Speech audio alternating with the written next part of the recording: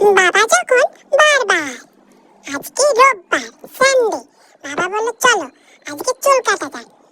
বাবা নিজেই ট্রিমার নিয়ে আমার চুল কাটতে লেগে পড়লো, আর আমিও বসে পড়লাম এক গাল হাসি নিয়ে। প্রথম প্রথম তো আমার খুব মজা লাগছিল, আরামও লাগছিল।